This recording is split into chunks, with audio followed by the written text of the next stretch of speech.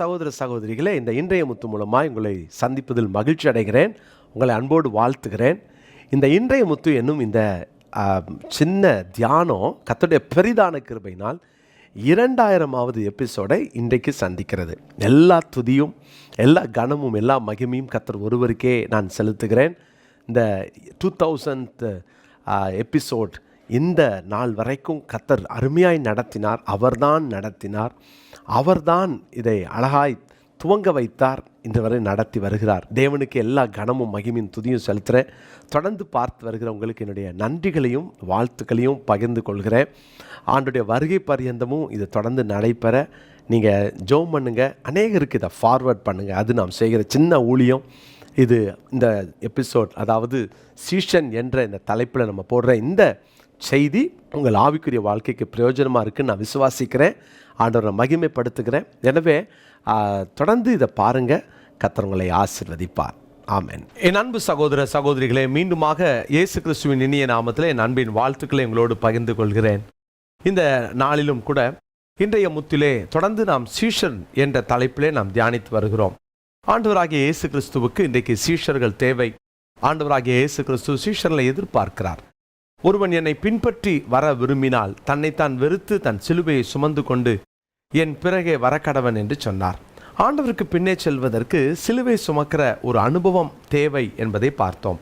நேற்று சீஷன் இயேசு கிறிஸ்துவை விட்டு ஓடி போனான் என்பதை அந்த தலைப்பிலே தொடர்ந்து 3 நாட்களாய் தியானித்தோம். நேற்று தினத்திலே நான் சொன்னேன், சில பாடுகள் நம்ம வாழ்க்கையில் வரும்போது இயேசுவை பின்பற்றுவதை விட்டுட்டு ஓடிடுறோம். காரணம் என்னன்னு சொன்னால், இயேசு கிறிஸ்துவுக்காக சிலுவை சுமக்க இன்னைக்கு அநேகர் ஆயத்தம் இல்லை. என் அன்பு தேவனுடைய பிள்ளைகளே, நான் இன்னைக்கு இன்னொரு சீஷனை உங்களோடு கூட நான் அறிமுகப்படுத்த விரும்புகிறேன். மார்க்கு சுவிசேஷத்தின் 15ஆம் அதிகாரம் 21வது வசனம். மார்க்கு 15:21 வாசிக்கிறேன். சிரேனே ஊரானும் அலெக்சாந்தருக்கும் ரூப்புக்கும் தகப்பனுமாகிய சீமோன் எனப்பட்ட ஒருவன் நாட்டிலிருந்து அவ்வழியே வருகையில் அவருடைய சிலுவையை சுமக்கும்படி அவனை பலவந்தம் பண்ணினார்கள். சிரேனே ஊரான், அதாவது வடக்கு ஆப்பிரிக்கா கண்டத்தை சார்ந்த ஒரு ஊர் இந்த சிரேனே ஊர். இந்த சிரேனே ஊரிலிருந்து வந்த இவனை ஒரு வியாபாரியாக இருக்கலாம் என்று சொல்லுகிறார்கள். மாத்திரமல்ல, இவன் ஒரு கருப்பர் இனத்தை சார்ந்தவனாக இருக்கலாம் என்றும் சொல்லுகிறார்கள். இந்த சிரேனே ஊர் சீமோனுக்கு பிள்ளைகளை குறித்து இங்கே அறிமுகப்படுத்துகிறார் மார்க்கு. அலெக்சாந்தருக்கும் ரூப்புக்கும் தகப்பன் என்றும் அங்கே குறிப்பிடுகிறார். அது மாத்திரமல்ல, ரோமர் 16ஆம் அதிகாரம் 13ஆம் வசனத்தில் இந்த இவருடைய மனைவியை அப்போஸ்தலனாகிய பவுல் தன்னுடைய தாய், அதாவது ஆவிக்குரிய ஒரு தாயாக அங்கே குறிப்பிடுகிறதை பார்க்கிறோம். பாருங்கள், உண்மையாகவே இந்த சிரேனே ஒரு சீமோன் எங்கள் எருசலேமில் என்ன நடக்குன்னு தெரியாது, தற்செயலாய் வந்தவன். அந்த தற்செயலாய் வந்த நேரத்திலே அவன் மேல் ஒரு சிலுவையை வைத்து அவனை பலவந்தமாய் அவனை சுமக்க வைக்கிறார்கள். இப்படி சிலுவை சுமந்த இந்த சீமோனினுடைய சிரேனே ஊரில் பின்னாட்கள் ஒரு பெரிய எழுப்புதல் வந்தது என்பதை அப்போஸ்தலர் 11ஆம் அதிகாரம் 20ஆம் வசனத்தில் இந்த சீமோனுடைய அந்த சிரேனே ஊரில் ஒரு பெரிய எழுப்புதல் வந்ததையும் கூட நாம் கவனித்து பார்க்கலாம். இன்னும் நான் உங்களோடு கூட பகிர்ந்து கொள்கிற ஒரு மிக முக்கியமான காரியம், நீங்கள் சிலுவையை பலவந்தப்படுத்தினதினால் சுமக்கிறீர்களா அல்லது பாக்கியமாய் சுமக்கிறீர்களா? இன்னைக்கு நான் சொல்ல விரும்புகிற காரியம், சிலர் சிலுவையை பலவந்தமாய் சுமக்க யாரோ வைப்பதினால் சுமப்பார்கள். வேற வழி இல்லை, அதனால சுமக்கிறேன். கிறிஸ்தவனாக பிறந்துட்டேன், அதனால இப்படி வாழ்கிறேன். கிறிஸ்தவனாக இருக்கிறேன், அதனால என் தலையெழுத்து நான் பொறுமையாக இருக்க வேண்டியதாக இருக்குது, இல்லை நான் அமைதியாக போக வேண்டியதாக இருக்குது. நான் ஆண்டவருடைய பிள்ளை ஆயிட்டதுனால, அல்லது நான் ரட்சிக்கப்பட்டதுனால, அல்லது என் வாழ்க்கையில் நான் கடவுளை ஏற்றுக்கிட்டதுனால நான் இப்போ மன்னிக்க வேண்டியதாக இருக்குது, இல்லை இறங்கி போக வேண்டியதாக இருக்குது. இதெல்லாம் பலவந்தமாக சுமப்பதற்கு சமம். பிரியமானவர்களே, வேறு வழி இல்லைன்னு சொல்லி நீங்கள் கிறிஸ்தவ வாழ்க்கையை வாழ்கிறீங்களோ, அது பலவந்தமாய் நீங்கள் சிலுவை சுமக்கிறீர்கள்.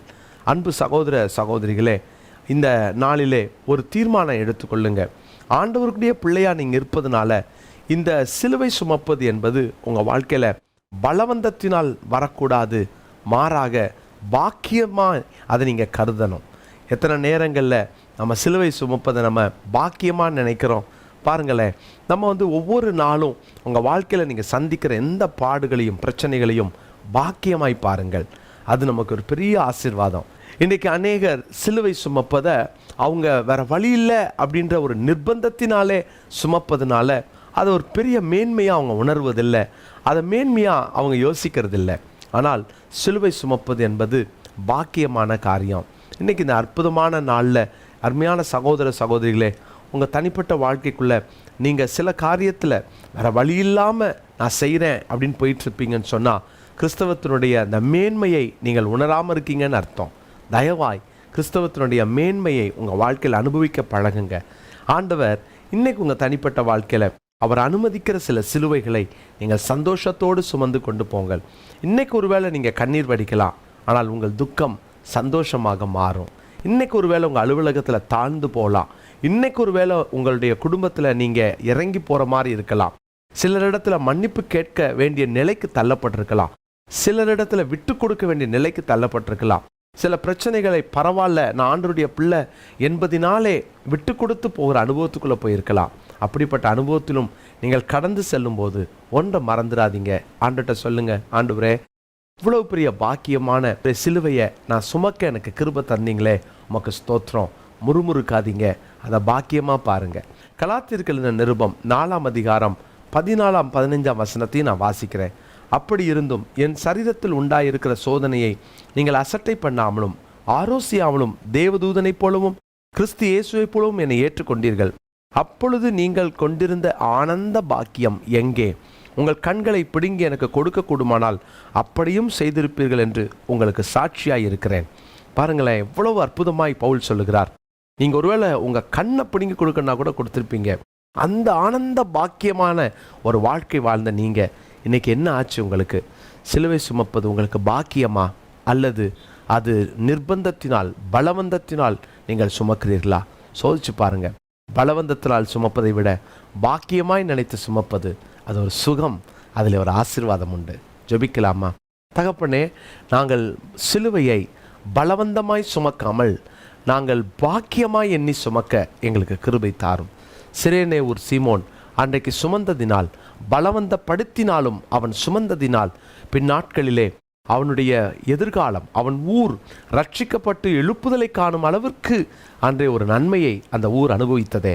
அதே போல நாங்கள் பாக்கியம் என்று எண்ணி நாங்கள் சிலுவையை சுமக்கும்போது நீர் எங்கள் வாழ்க்கையில் கொடுக்கிற சகல மேன்மையான அனுபவங்களுக்காக உமக்கு ஸ்தோத்திரம். தொடர்ந்து நடத்துங்க, உங்கள் பிள்ளைகளை ஆசீர்வதிங்க, உங்கள் கிருபை உமது பிள்ளைகளை தாங்கட்டும். இந்த நாளின் கையின் பிரயாசங்களை ஆசீர்வதியும், பாக்கியமும் நன்மையும் உண்டாயிருக்கட்டும்.